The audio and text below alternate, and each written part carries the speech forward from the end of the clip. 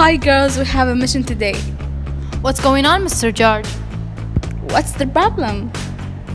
Francis is going to hijack one of our flights. I want you to stop him. Okay, Mr. George.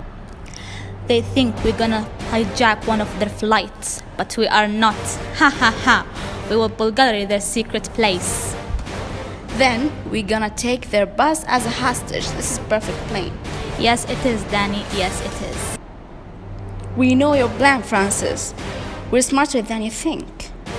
Oh my God, how did you know? It's me, Francis. I'm one of them.